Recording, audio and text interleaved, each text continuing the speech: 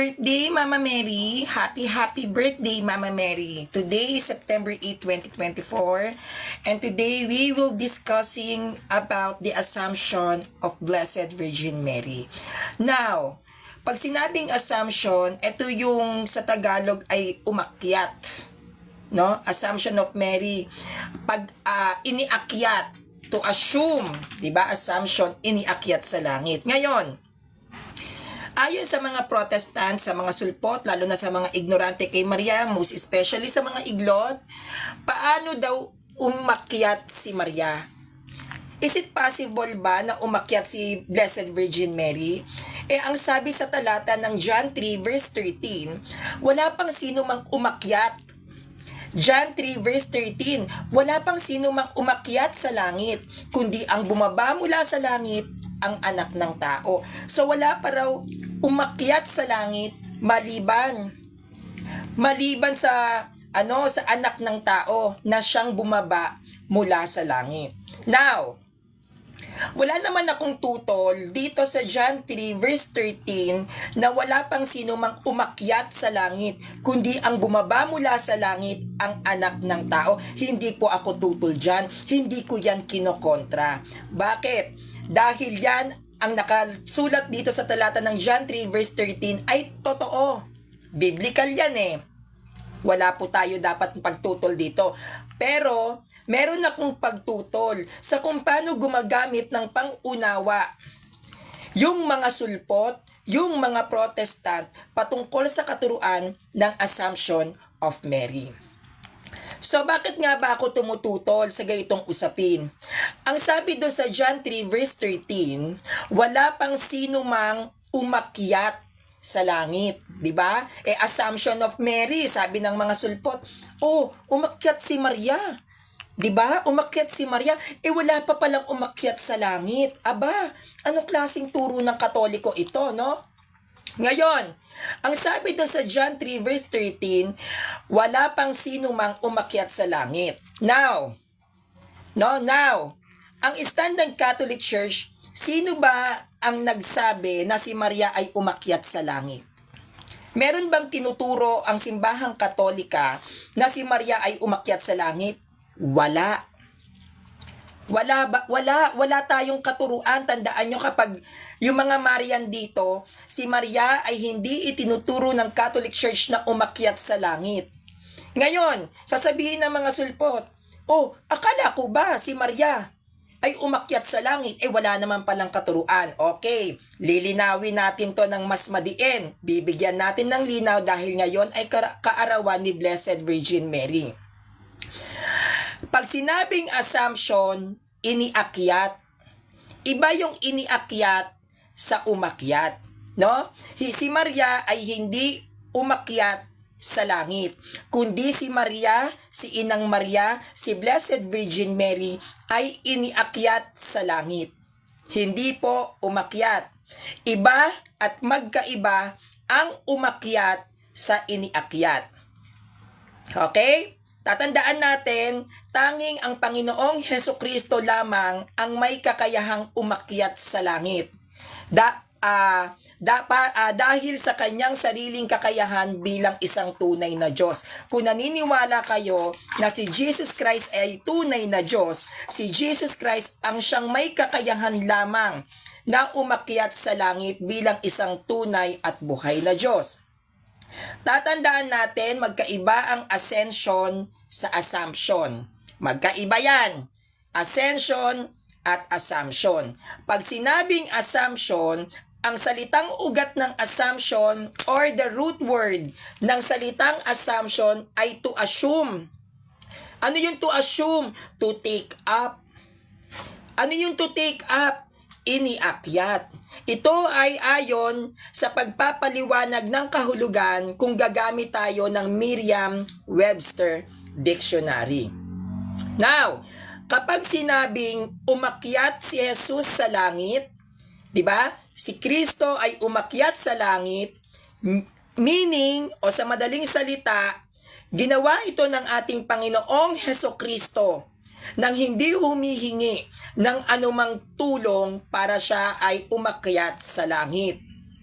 Gaya ng sabi ko, umakyat si ang Panginoong Hesukristo ayon sa kanyang sariling kakayahan, ayon sa kanyang sariling kapangyarihan, dahil ang Panginoong Hesukristo ay isang tunay at buhay na Diyos. Iba ang ascension, which is umakyat, iba yung assumption, which is inakyat. Si Blessed Virgin Mary o si Mama Mary naman ay iniakyat, na ang ibig sabihin ay assumed into heaven, to take up into heaven, iniakyat sa langit. Meaning, si Blessed Virgin Mary, wala siyang kakayahan sa sarili niya. Walang sariling kakayahan ang mahal na ina para siya ay umakyat sa langit dahil hindi naman siya Diyos. No? Ngayon, si Blessed Virgin Mary, siya ay iniakyat sa tulong ng pag-ibig, ng grasya at kapangyarihan ng Diyos. No? Siya ay iniakyat at hindi siya umakyat. Kaya napakalinaw po na mali ang paggamit. Ito ang ibig kong sabihin, mga kapatid, ang binubuo ng laman at dugo ay hindi maaaring makabahagi sa kaharian ng Diyos, at ang katawang panlupa ay hindi maaaring magmana ng buhay na walang hanggan. Etong talata na to ang siyang inilalatag ng mga Protestante upang tutulan ang isa sa dogma ng Catholic Church, which is the Assumption of Mary. Now, ano ba ang diwa ng 1 Corinthians 15 verse ang talata ng 1 Corinthians 15 verse 50 ay hiwaga. No? Kaya't malinaw na hindi yan literal. No, ngayon, katulad ng meron tayong mga apostol, no, na mahalagang mga alagad natin sa ating pananampalataya. Kung si Maria ay hindi siya iniakyat sa langit, or Assumption of Mary, bakit hindi makita ang kanyang labi? Hindi ba't dapat bago natin ma-discover ang mga labi ng mga apostles, hindi ba dapat mas alam natin, mas meron tayo, kaya tayo may salvation dahil kay Maria, kaya meron tayong Kristo, at dahil sa kanya kung bakit merong Christianity. At si Maria ang siyang unang tabernakulo na pinagmula ni Kristo na naghatid ng kaligtasan para tayo ay iligtas sa pagkakaalipin sa pagkakasala. No? Kaya tayong mga Kristiyano, marapat lang na meron dapat tayong labi ni Blessed Virgin Mary. Pero wala tayong ay namuhay siyang kasama ng Diyos pagkatapos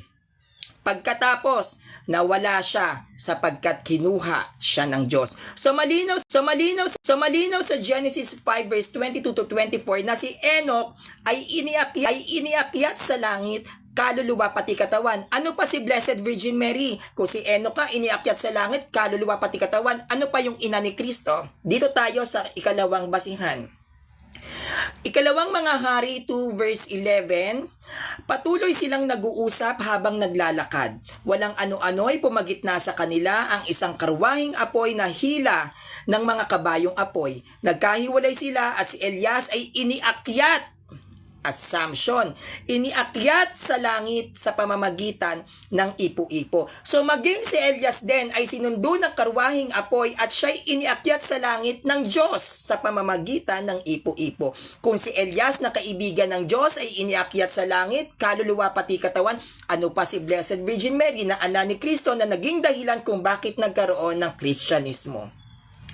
Now, kung ang mga kaibigan ng Diyos ay kanyang iniakyat sa langit, paano pa kaya ang ina ng tunay na buhay at totoo, no? Tunay at buhay na tunay at buhay na Diyos, na which is ang ating Panginoong Hesukristo, the second person. Ngayon, ano ba yung katangian ni Enoch? Bakit kailangan siyang iakyat sa langit? May katangian ba si Enoch na pwede nating masabi kung bakit siya ang pinili ng Diyos para iakyat sa langit. Okay. Hebreo 11 verse 5. Dahil sa pananampalataya sa Diyos, si Enoch ay hindi nakarana sa'yo. Now the question is, si Blessed Virgin Mary ba ay may pananampalataya?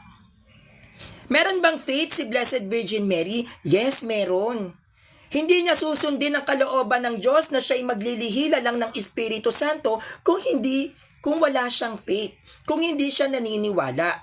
Ikalawa, si Blessed Virgin Mary ba ay naging kalugod-lugod sa Diyos? Nalulugod ba ang Diyos kay Blessed Virgin Mary? Yes, nalulugod ang Diyos kay Blessed Virgin Mary. Kaya nga siya ang pinili na magdadala sa sinapuping kalugod-lugod sa Diyos. Yes naman, oo naman, yes. Yes na yes. Papanong paraan? Lucas 1 verse 30, sinabi sa kanya ng anghel, "Huwag kang matakot, Maria, sapagkat naging kalugod-lugod ka sa Diyos." So, ibig sabihin, si Blessed Virgin Mary ay naging kalugod-lugod sa Diyos. Ngayon, hindi ba makatwiran na dapat iakyat din ang Blessed Virgin Mary natin dahil meron siyang faith at siya ay naging kalugod-lugod sa Diyos? Hindi ba't makatwiran din na dapat iakyat si Blessed Virgin Mary, kaluluwa pati katawan sa langit dahil siya ay ina ni Kristo na siyang tunay at totoong buhay na Diyos na nagkatawang tao at tunay na tao. Now, tunay ngang iniakyat, which is assumption, ang ating mahal na ina, which is si Blessed Virgin Mary. Sapagkat si Blessed Virgin Mary, siya ay huwaran ng lahat ng mga mananampalatayang Kristiyano. Siya ay naging kalugod-lugod sa paningin ng Diyos. No, hindi lamang siya kaibigan ng Diyos, pagkat siya ang pinakamamahal na ina ni Kristo na tunay na Diyos. Hindi lang basta-basta kaibigan ng Diyos si Maria. Si Maria ay ina ni Kristo na siyang tunay na Diyos. Kaya't marapat lamang siyang iakyat sa langit, kaluluwa pati katawan na siyang kinoronahan bilang reyna ng langit at lupa at reyna ng mga santot mga banal. Ituloy ngayon natin ang pagpapaliwanag. Meron tayong ikatlong basihan. Ito yung tinatawag na Ark of the Covenant. Blessed Virgin Mary is the Ark of the Covenant. Tulad ng sinabi ko sa inyo, siya ang tabernakulo. No? Siya ang kabanatipan. Mamaya pag-uusapan natin yan sa ikalawang live ko kung kakayanin ng data natin. No? Si Blessed Virgin Mary, siya yung tinaguri ang Ark of the Covenant o kabanatipan sa Tagalog. Yan ang ating pangatlong basihan. Now, sabi ni Juan, nakita niya daw ang kabanatipan na nasa langit. Nagkaroon ng pangitain si Juan. Sa Pahayag 11 verse 19, at nabuksan ang templo ng Diyos sa langit, at nakita ang kabanatipan sa loob nito. Pagkatapos ay gumuhit ang kidlat, dumagundong at kumulog. Narinig ang malakas na ingay, lumindol at umulan ng yelo. No, sabi, nabuksan ang templo ng Diyos sa langit at nakita ang kabanatipan. So may nakita si Juan ayon sa Pahayag 11 verse 19 sa langit na kabanatipan. Meron daw kabanatipan sa langit, nakita ni Juan. No, Apostle John, no? Sabi rito, kaya't ang nakitang kabanatipan ni Juan na nasa langit ay walang iba kundi ang Blessed Virgin Mary. Yung nagbukas ng langit sa Pahayag 11 verse 19, may nakita siyang kabanatipan, ayon ay walang iba kundi ang mahal na ina. Happy birthday, Mama Mary. No? At ito ay ipinagtitibay sa talata ng Pahayag 12 verse 1. Ang sabi, kasunod nito'y lumitaw sa langit ang isang kakaibang palatandaan, isang babaeng nadaramtan ng araw at nakatungtong sa buwan. Ang ulo niya ay may koronang binubuo ng 12 bituin. Diba ito ay isang awitin na isinalin, no, ng ating simbahan? Anong sabi rito? Sino siyang dumarating, nakatungtong sa buwan, korona niya'y mga bituin, kasing ningning ng araw, sino siya? Sabi sa Pahayag 12 verse 1, kasunod nito'y lumitaw sa langit ang isang kakaibang palatandaan, isang babae. Nadadaramtan ng araw at nakatungtong sa buwan. Ang ulo niya ay may sa buwan. Ang ulo niya ay may koronang binubuo ng 12 bituin. So, ano yung lumitaw? May lumitaw daw, sabi sa Pahayag 12 verse 1. Ano yung lumitaw? Isang kakaibang palatandaan. So, ano tong kakaibang palatandaan na to, Sanrio?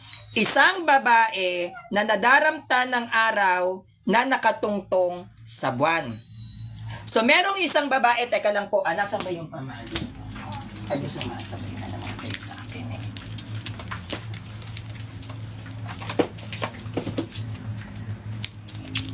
No? So, meron daw lumitaw na isang kakaibang palatandaan. At yung lumitaw na kakaibang palatandaan na ito daw ay isang babae na nadaramtan. No? Nadaramtan ng araw na nakatungtong sa buwan. So, saan ba lumitaw ang palatandaang ito? Saan lumitaw? Sa langit. Tama?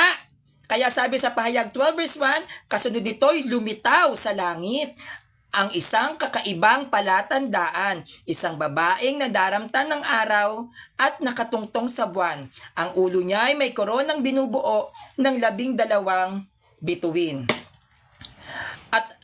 At itong babaeng ito na nadaramtan ng araw na nakatungtong sa buwan na siyang lumitaw sa langit bilang isang kakaibang palatandaan, yan ay walang iba kundi si Blessed Virgin Mary, ang ating mahal na ina. Happy birthday, Mama Mary! So, paano ba tayo nakakasiguro? Meron bang basihan ang simbahang katolika na ang tinutukoy sa Pahayag 12 verse 1 ay si Blessed Virgin Mary? Meron. Pahayag 12 verse 5. Ang babae ay nagsilang ng sanggol na lalaki, ngunit may umagaw sa bata. At dinala ito sa Diyos sa kanyang trono.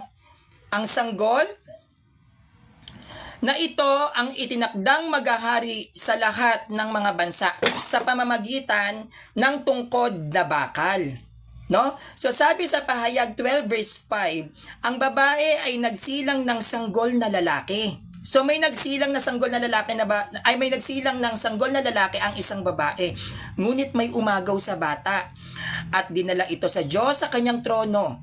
Ang sanggol na ito ay ang itinakdang maghahari sa lahat ng bansa sa pamamagitan ng tungkod na bakal. So malinaw at narinig nyo dito sa Pahayag 12 verse 5 na ang sanggol, siya ay itinakda, nakatakdang maghahari sa lahat ng mga bansa sa pamamagitan ng tungkod na bakal. Now, dito sa Pahayag 19 verse 13 to 16, puno ng dugo ang kanyang kasuotan at ang tawag sa kanya ay salita ng Diyos. Sumunod sa kanya ang mga hukbo ng langit na nakadamit ng malinis at puting lino at nakasakay rin sa mga kabayong puti.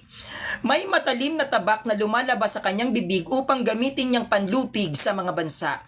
Mamamahala siya sa mga ito sa pamamagitan ng tungkod na bakal at paagusin mula sa tisaan ng ubas ang alak ng puot ng Diyos na makapangyarihan sa lahat.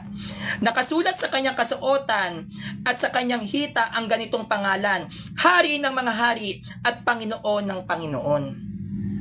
Kaya walang duda na yung sinasabi na nagsilang ang isang babae ng isang lalaking sanggol, walang iba kundi ang Panginoong Hesukristo yon. Yung nagsilang, no? Ang isinilang ng babaeng yon ay ang Panginoong Hesukristo. And we all know that the Blessed Virgin Mary is the Mother of Christ. Kaya yung sanggol na isinilang na babae na bababasa sa aklat ng Pahayag ay si Blessed Virgin Mary. At yan ay isang patunay at pagpapatibay na yung nakita ni Juan, ni Apostol Juan, na nasa langit, na babae, na which is kaban ng tipan, walang iba kundi si Blessed Virgin Mary. May 4 pa tayong basihan. Mary is the new Ark of the Covenant. So napatunayan natin na yung nakita ni Apostle Juan sa langit sa Book of Revelation ay si Blessed Virgin Mary. No? Tayo naman ay lulundag sa Assumption of Mary na siyang katuparan ng propesiya. So gagamit tayo ng Old Testament. Ayon sa Psalm 132 verse 8, "Arise, Lord, and come to your resting place, you and the ark of your might." Diba? Arise, Lord, and come to your resting place, you and the ark of your might. Dito sa Psalms 132 verse 8, King James Bible, "Arise, O Lord, into thy race thou, and the ark of thy strength." Dito tayo sa Psalm 132 verse 8, Christian Standard Bible, "Rise up, Lord, come to your resting place, you and your powerful ark." Tatlong version ng Bible ang ginamit natin. Isang New International Version, King James Bible, at Christian Standard Bible sa Psalm 132 verse 8. Tatlong version yan. Iba't ibang version ng Bible. Ano yung Bible? Ano yung nakasulat doon na paulit-ulit sinabi? Arise! Arise! Rise up! Diba? Sa Psalms 132 verse 8, ang laging sinasabi diyan, arise! Arise! Rise up! At napatunayan natin ayon sa mga talata at sa paglalarawan ni Apostle John na si Blessed Virgin Mary ang tinaguriang kaba ng tipan o Ark of the Covenant. Ang Assumption of Mary ay katuparan ng mga propesiya. Sino ang sinasabihan ng arise, arise, rise up? Sino sinasabihan yan? Sabi, arise, arise, rise up, O Lord, and the Blessed Virgin Mary, arise, arise, rise up. Si Maria ang siyang nakita sa langit ayon sa pangitain ni Apostle John sa Book of Revelation. Kaya si Maria ay iniakyat sa langit. Iba ang umakyat sa iniakyat. Kaya bilang panghuli, bilang panghuli sa ating usapin ngayon, ito lang ang masasabi ko. Most especially sa mga protestanteng hindi naman nag-aral, sa mga protestanteng tamad mag-aral, at sa mga protestanteng ayaw kay Maria. Ito ang masasabi ko sa inyo. Ang Panginoong Jesucristo, siya ang tunay na Diyos. Siya ang tunay na maibigin.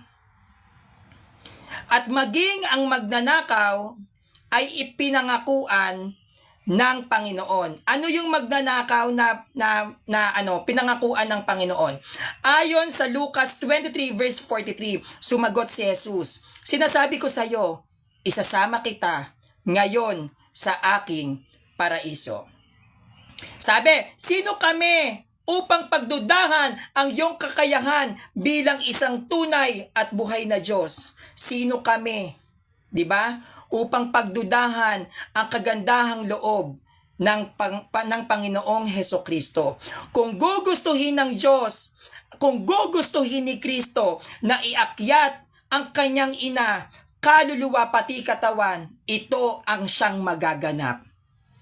Kung gusto ng Panginoong Jesus na si Maria, dahil ito'y kanyang ina na iaakyat kita, sino ang makakapigil doon?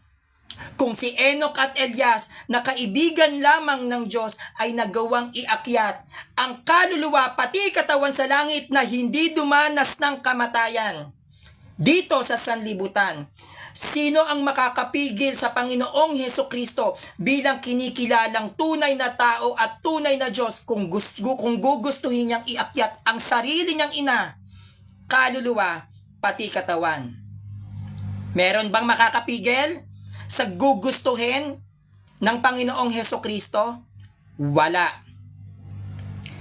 Si Kristo, ang tunay na Panginoon, buhay na Diyos na nagkatawang tao, sa pagmamahal niya sa kanyang ina, kung gugustuhin niyang iakyat yan sa langit, walang sino man ang makakapigil sa atin. Dahil sa siya'y iyong tunay na mahal, dahil siya'y marapat lamang mahalin sa kanyang pagiging kalugod-lugod at sa dakila ng kanyang pananampalataya, nang sabihin ng anghel, walang pag-aalilangan tinanggap niya, which is ni Maria, ang salita.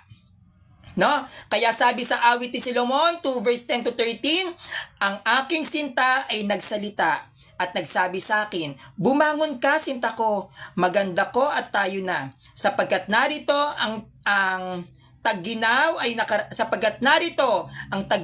nakaraan, ang ulan ay lumagpas at wala na. Ang mga bulaklak ay namumukadkad sa lupa. Ang mga panahon ng pag-aawitan ng mga ibon ay dumarating at ang tinig ng bato-bato ay naririnig sa ating lupain.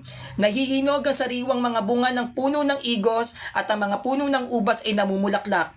Kanilang pinahalimuyak ang kanilang bango. Bumangon ka sinta ko, maganda ko, at tayo na. Panginoong Jesus, hari naway sa aming paglisan dito sa lupa, kami makatulad sa iyong ina, na ikaw ay makasama at marinig ang iyong tinig na nagsasabing, bumangon ka sinta ko, maganda ko, at tayo na. No? Maganda ko, at tayo na. Now, Assumption of Virgin Mary, pag-akyat sa langit, kaluluwa, pati katawan, si Blessed Virgin Mary ba ay dumanas ng kamatayan? Namatay ba si Blessed Virgin Mary? Meron bang mababasa sa Biblia na si Blessed Virgin Mary ay namatay? Okay. Walang nakakasiguro, walang nakakaalam, o let's say walang tiyak na lugar o pangyayari ang makakapagsabi patungkol sa pagkamatay ng mahal na ina. Ang kamatayan ng mahal na ina, no, ito ay isang tradisyon na nagpapatunay na siya ay namatay sa Jerusalem. So may traditions. May mga traditions na nagsasabi na si Blessed Virgin Mary ay namatay sa bayan ng Jerusalem. At yung isa pang traditions ng mga sinaunang Kristiyano, ito daw ay tumutukoy sa lungsod ng Efeso. Doon daw namatay si Blessed Virgin Mary, kung saan sinangsabi na siya ay nanirahan sa loob ng maikling panahon bago siya namatay. Kasi nung namatay si Christ, si Apostle John yung nag-alaga sa kanya, di ba? So habang inaalagaan siya ni Apostle John nung namatay si Christ, sila ay nagpunta sa bayan ng Efeso na pinaniniwalaang dun sila nanirahan hanggang sa huling sandali ng buhay ni Blessed Virgin Mary, na which is ito ay ayon sa tradisyon ng ibang mga sinaunang Kristiyano. Ngayon, ayon sa kasaysayan ng ibang mga Kristiyano, no, ng ibang mga sinaunang Kristiyano, hindi nakatira ang mahal na ina sa mismong lungsod ng Efeso dahil gusto niya dun sa mga malalayong lugar. Kaya nanirahan siya sa isang maliit na bahay sa isang burol sa kaliwa ng kalsada mula sa bayan ng Jerusalem. Ito ay isang napakamalungkot na lugar, tahimik, walang tao, liblib. No? Ngunit may maraming itong lugar na to, meron daw tong napakaraming matatabang dalisdis, pati na rin ang mga batong kuweba kung saan nakatira ang ilang Kristiyanong miyembro ng pamilya at mga kaibigan ni Maria. So dito sa kaliwang kalsada sa bayan ng Jerusalem na pinaniniwalaan kung saan nanirahan si Maria, na itong lugar na to ay tago. At kasama rito ni Maria yung mga iba pang mga Kristiyano na maaaring pamilya niya o mga kaibigan niya, kasama niya na doon nanirahan. Ngayon, nagpagawa si Apostle John ng bahay para sa kanya doon. Siya ay nanirahan sa tinatawag na isang nakakalat na nayon dahil may mga Hudyo at Kristiyanong naninirahan sa mga kuweba na nilagyan ng mga gawaing kahoy o sa mga kubo o tolda. Ang bahay ni Maria ay ang tanging gawa sa bato. So, nagpagawi dun sa tinitirahan ni Maria, siya lang ang natatanging may bahay doon na bato. At lahat ng mga Hudyo na naging Kristiyano, lahat ng mga Kristiyanong nakapaligid kay Maria, gawa sa kahoy yung bahay. Tanging kay Maria lamang yung natatanging bato. Di nagtagal, pagkatapos ng kanyang pagdating doon, si Maria ay nagtayo sa likod ng bahay ng 100 na krus. 100 ng krus na may 12 stations. Kaya meron tayo, di bang, Stations of the Cross? Di ba meron ganon? Ang tradition noon, dahil yun sa pagpapagawa ni Maria. So parang sinasabi sa traditions ng early Christians na si Maria na si Maria ang isa sa responsible kung bakit tayo nagkaroon ng estasyon na krus. No, sa estasyong ito ay nasa maliliit na guwang maliban sa estasyon ng Bundok Kalbaryo na nasa isang burol. Ang Station of the Holy Sepulchre ay nasa isang maliit na kuweba sa ibabaw ng burol na ito. So yung original na Station of the Cross na which is ginagawa natin tuwing mahal na araw, yan ay makikita sa Holy Sepulchre. Ang Holy Sepulchre, ito ay lugar kung saan inilibing si Christ, kung saan din siya ipinako, kung saan din namuhay si Christ. So nandoon yung kasaysayan ng Stations of the Cross na mula mismo sa mga traditions ng mga early Christians na wala ang mga nawala ang mga sulpot. Wala pong early Christians ang protestante. Ha? Wala kayong sinaunang Kristiyano at hindi kayo tatag sa Jerusalem. Huwag kayong mag-assume. Ang kanyang bahay na bato ay may bukal which is si Blessed Virgin Mary. Ang kanyang bahay na bato ay may bukal sa ilalim nito. Ang mga bintana ay mataas malapit sa patag na bubong at ang pangunahing bahagi ng bahay ay nahahati ng isang chimenea sa gitna. Lumubog sa lupa sa likod ng fireplace ay tinatawag na Mary's Oratory na tinutukoy bilang isang maliit na kapilya. Maliit na kapilya. So tayo ang unang gumamit ng kapilya, hindi ang Iglesia ni Cristo ni Felix Manalo. Tayo ang unang gumamit ng kapilya, nang gaya lang sila. Lumubog sa lupa sa likod ng fireplace ay ang tinatawag na Mary's Oratory na tinutukoy bilang isang maliit na kapilya para sa panalangin. Sa isang angkop na lugar sa gitna ng dingding, merong isang sisidlan na parang tabernakulo kung saan nakatayo ang isang krus na halos kasing haba ng braso ng isang lalaki. Sa kanan at kaliwa ng fireplace ay may mga pinto na patungo sa likod na bahagi ng bahay.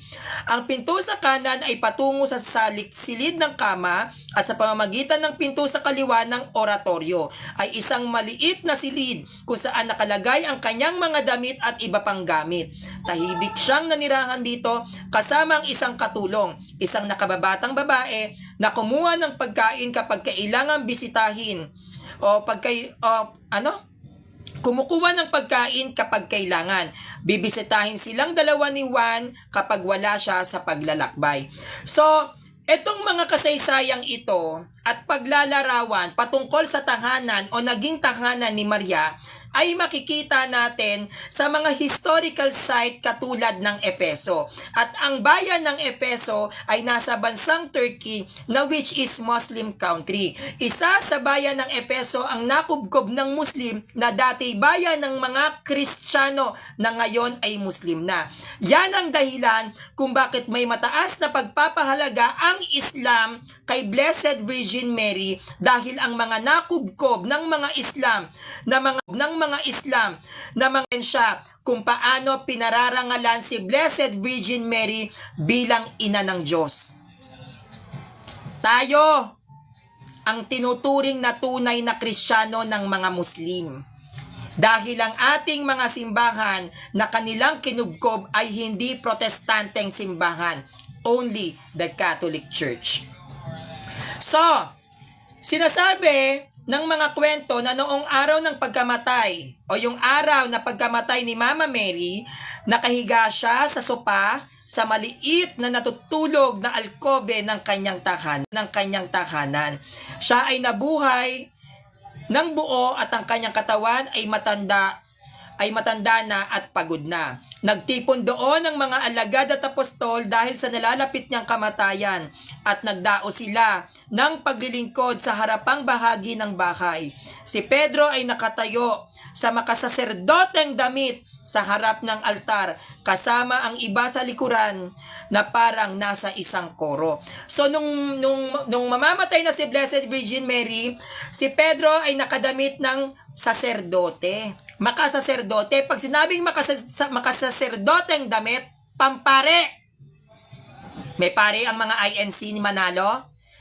Nung mamamatay na si Blessed Virgin Mary, si Pedro ang siyang nasa harap bilang siya ang ang binigyan ng authority ni Kristo pagdating sa iglesia, ang kanyang itatatag, at nasa likod niya ang mga Kristiyano na parang isang koro. So pag sinabing koro, mga choir, umaawit.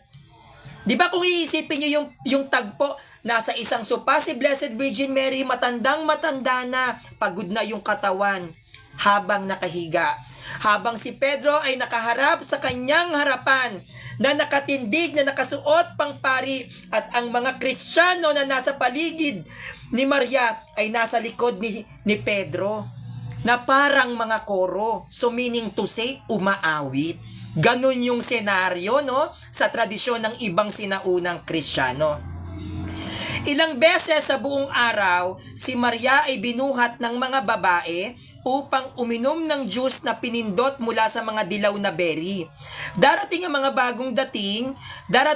bagong dating at yayakapin ng mga naroroon na. At pagkatapos mahugasan ang kanilang mga paa, lumapit sila sa higaan ni Maria upang batiin siya bilang paggalang.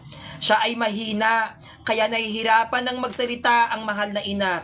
Ngunit sa pagsapit ng gabi, nang malaman niyang malapit na ang kanyang kamatayan, nagpaalam siya sa mga apostol, mga disipulo at mga kababaihang naroroon. Humiga siya pabalik sa kanyang unan at binigyan siya ni Pedro ng banal na komunyon. Sinasabi ayon sa kasaysayan ng iba pang mga sinaunang Kristiyano na namatay siya pagkatapos ng 9 na oras, nakapareho sa oras ng ating Panginoon. So, yung siya ay mahinang-mahina na at alam na nga nila na darating na sa point na mamamatay na si Blessed Virgin Mary ayon sa tradisyon ng ibang sinaunang Kristiyano, lumapit sa kanya yung mga babae. At sa dilaw na berry, yung yellow berry na yon, ginawang juice, pinainom kay Maria, no? Bilang paggalang. At si Mama Mary, dahil pagod na, matanda na, syempre tao yon, siya ay nahiga. At bago siya pumikit, bago siya mawala ng buhay, binigyan siya ng komunyon ni San Pedro na siyang umahalili kay Kristo bilang pari. So, tumanggap siya ng communion. Kaya mahalaga ang Eucharist sa atin. Sinasabi sa kasaysayan, sa mga tradisyon ng sinaunang Kristiyano, na pinahiran ni Pedro ang katawan. Pinahiran ni Pedro ang katawan ni Maria ng banal na langis. At siya ay nanalangin habang ginagawa niya ito. Ang mira ay inilapag sa kilikili at dibdib ng kanyang katawan, gayon din sa pagitan ng mga balikat at leeg, baba at pisngi. Ang kanyang katawan ay nakabalot sa isang grave cloth at inilagay sa isang wicker coffin na nakatayo sa malapit sa kanyang dibdib, at inilatag ang isang ret na pula, puti at langit asul na mga bulaklak. Dinala ang kabaong sa kuweba kung saan siya inilibing. Yan ang traditions ng mga sinaunang Kristiyano. At ang paniniwala ng mga early Christians patungkol kay Maria, which is walang sinaunang Kristiyano kayong mga sulpot. Yung mga iba't ibang traditions ng mga sinaunang Kristiyano, which is tayo lang Katoliko ang may early Christians, ang point doon, nasan ang kanyang labi? Nakita natin ang labi ng 12 apostles.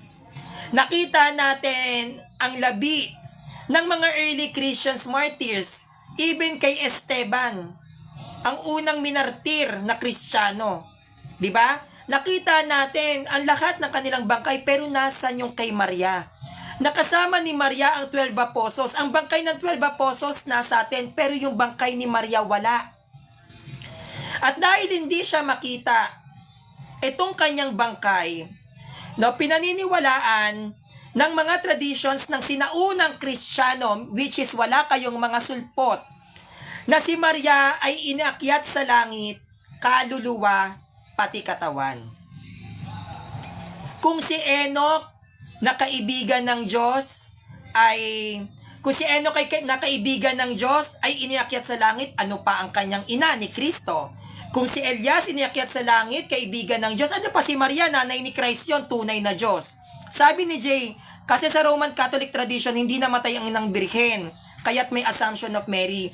Well, Jay, walang tinuturo ang Catholic Church na hindi namatay si Maria. No, ikaw, itatama lang kita, no? Hindi kahit kailan nagturo ang Catholic Church na hindi namatay si Maria. Walang affirmation o walang confirmation ang Catholic Church kung si Maria ba ay namatay o kung si Maria ba ay buhay. Dahil hindi nga natin nakita yung bangkay eh. 'Di ba? May nakakita ba sa bangkay niya? Wala. Pero sa mga traditions ng iba't ibang sinaunang Kristiyano, may paniniwala na si Maria ay inakyat sa langit habang natutulog. Inakyat siya sa langit si Mama Mary habang siya ay peacefully sleeping. So, meron din nagsasabi na si Mama Mary ay inakyat sa langit matapos siyang ilibing katulad kay Christ. 'Di ba si Christ inilibing ng 3 araw? Siya nabuhay na maguli, tas nawala na si Christ, 'di ba? May mga ganong scenery sa mga sinaunang Kristiyano, lalo na kung sa eastern part ng Christianity, sa Eastern Orthodox, may mga tradition sila na si Mama Mary, nung inilibing, nung pumunta dun sa libingan, wala na yung katawan. So, hindi alam kung si Mama Mary ba ay buhay, na iniakyat, o namatay, dumanas ng kamatayan, o natutulog, na hindi alam ni Maria, inakyat na pala siya sa langit. No? So, walang nakakaalam kung ano ang naging tagpo ni Blessed Virgin Mary. Pero sa early Christians natin, dahil hindi naman natin naabutan yun ang mga naging usap-usapan ng ating mga sinaunang Kristiyano, na which is Katoliko lang ang meron.